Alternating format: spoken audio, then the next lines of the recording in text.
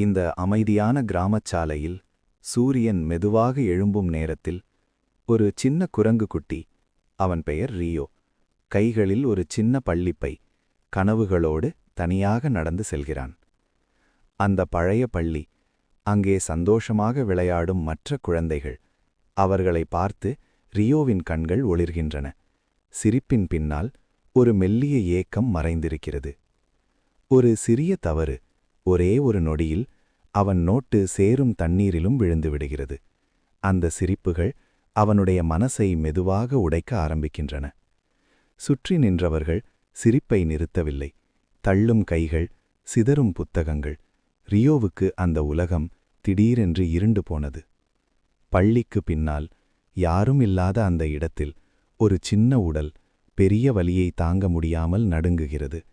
அவன் கண்ணீரோடு சேர்ந்து மழையும் பெய்ய ஆரம்பிக்கிறது. அந்த மழைக்குள் ஒரு உதவி கேட்கும் சத்தம். ஒரு இன்னும் சின்ன குழந்தை சிக்கித் தவிக்கிறது. ரியோவின் கண்ணீரை விட அவனுடைய மனசு இப்போ பேச ஆரம்பிக்கிறது. வலி, பயம் எல்லாவற்றையும் மறந்து ரியோ முயற்சிக்கிறான். வழுக்கு நாளும் விழுந்தாலும் அவன் கைவிடவில்லை. ஏனெனில் இது இப்போ அவன் கதையல்ல, ஒரு உயிரின் கதை. ஒரு கடைசி முயற்சி. மரம் நகர்கிறது, குட்டி விடுபடுகிறது.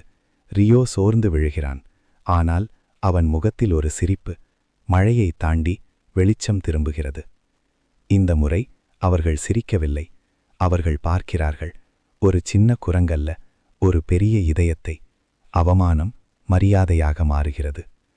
இப்போ ரியோ தனியாக இல்லை. அவன் கனவுகள் இப்போ அவனுடன் நடக்கின்றன. பள்ளிவாசல் இந்த முறை அவனை வரவேற்கிறது. வலிதான் ஒரு உண்மையான வீரனை உருவாக்குகிறது.